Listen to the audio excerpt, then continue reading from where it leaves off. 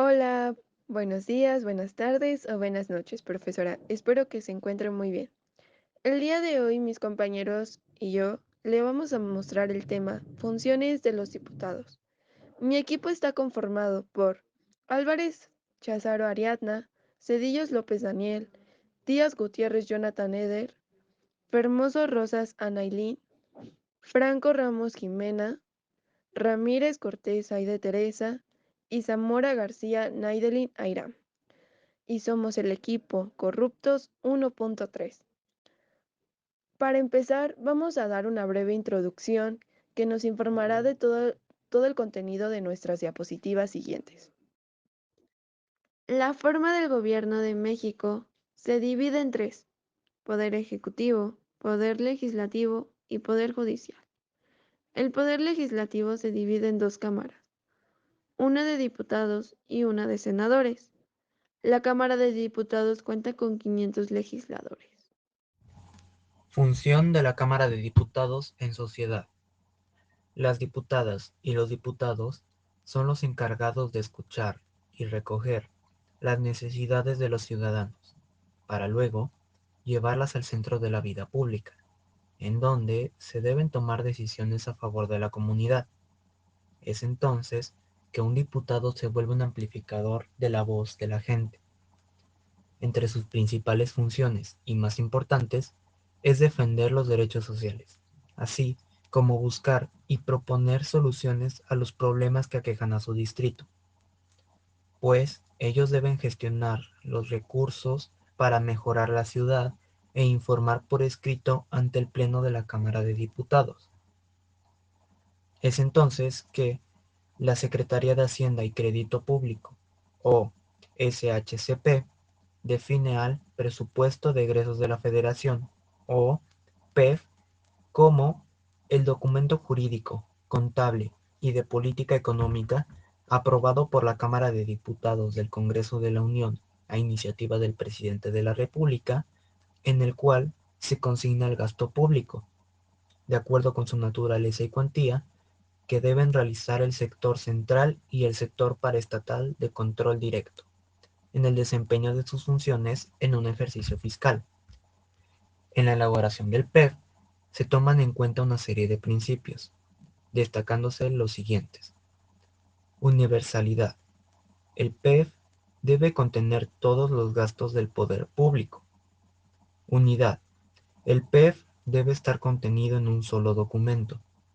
Especialidad. El PEF debe detallar las partidas y no otorgarlas de manera general. Planificación. El PEF señale la consecución de las metas fijadas en un plan. Anualidad. El PEF tiene una vigencia anual, rige del 1 de enero al 31 de diciembre. Previsión. El PEF debe estar aprobado, promulgado y publicado antes del término de su vigencia, para evitar la inactividad de la administración pública. Periodicidad. Este principio está íntimamente vinculado con la anualidad del presupuesto, pues significa que es un documento que tiene vigencia por tiempo determinado, que el periodo financiero es de un año y que para el siguiente año será necesaria la expedición de un nuevo presupuesto. Claridad. El PEF debe ser entendible para que pueda ser consultado por los servidores públicos y administradores sin ninguna complicación. En cierta medida, este principio se cumple con el de especialidad al dejar perfectamente establecidos los conceptos que integran el presupuesto. Publicidad. El PEF habrá de publicarse en el Diario Oficial de la Federación, para que surta los efectos correspondientes. También, de acuerdo con el artículo 120 de la Constitución, debe publicarse en el órgano oficial de publicidad de cada entidad federativa. Exactitud. Atañe a que las cantidades previstas correspondan a lo que el poder público necesitará para cumplir con sus atribuciones. Este principio hace referencia a lo que los economistas comúnmente señalan como presupuesto equilibrado, lo cual implica que lo recaudado deberá corresponderse con lo que se va a gastar.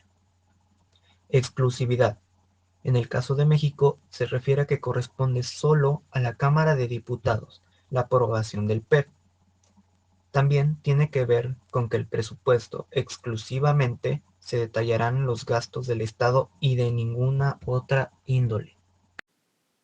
Entre otras funciones de los diputados se encuentran las siguientes: aprobar presupuestos de egreso, revisar la cuenta pública, declarar si ha o no ha lugar a proceder penalmente en contra de los servidores públicos, el nombramiento de los consejeros electorales federales, la asignación de funcionarios del INE, la legislación, modificación y derogación de artículos en la Constitución,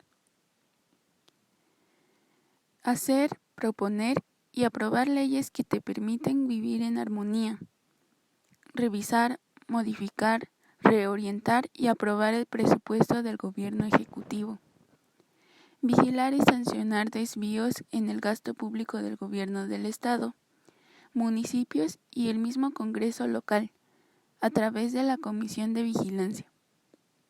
Designación de algunos funcionarios, como el presidente de la CEDHJ, consejeros del Instituto de Transparencia, magistrados, titular de la Fiscalía, entre otros. Apoyo a ciudadanos o sectores de la sociedad para la canalización y o solución de sus problemas. Le corresponde tomar las decisiones que conforman los diversos procesos parlamentarios, entre los que se encuentran ejercer sus facultades legislativas, jurisdiccionales, de control evaluatorio y las demás conferidas constitucionalmente. Derechos de los diputados. Elegir y ser electos para integrar los órganos del Congreso del Estado. Formar parte o separarse de un grupo parlamentario o coalición. Asistir con derecho a voz y a voto a las sesiones del Pleno del Congreso, a las sesiones de la Diputación Permanente, cuando formen parte de ella, así como las reuniones de las comisiones y comités de los que sean integrantes. Podrán asistir con voz, pero sin voto, a las sesiones de la Diputación Permanente y a las reuniones de las comisiones y los comités cuando no sean miembros. Solicitar información y asesorías de los órganos técnicos del Congreso del Estado. Tipos de diputados. Estos se dividen en dos: los locales y los federales. Los locales consisten que en sus capacidades y legislación se limitan a los trabajos dentro de su entidad local. En la siguiente legislatura habrá 19 estados que tendrán representación de las y los diputados ciudadanos. Federales. La Cámara de Diputados está conformada por 500 diputadas y diputados y son los representantes de todos los distritos electorales de la nación desde el Palacio Legislativo de San Lázaro. Bueno, por consiguiente, para ser diputado se requieren los siguientes requisitos. Artículo 55. Debe ser ciudadano mexicano por nacimiento en el ejercicio de sus derechos. Debe tener 21 años cumplidos el día de la elección. También debe ser originario del estado en que se haga la elección, o ya sea vecino de él, con residencia efectiva de más de 6 meses anteriores a la fecha de los comicios. No debe estar en servicio activo en el ejército.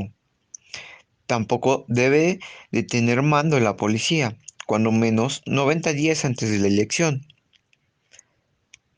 No debe ser secretario o subsecretario de Estado, ni ministro de la Suprema Corte de Justicia de la Nación, a menos de que se separe definitivamente de sus funciones 90 días antes de la elección. Los gobernadores de los estados no podrán ser electos en las entidades de sus respectivas jurisdicciones durante el periodo de su encargo, aun cuando se separen definitivamente de sus puestos.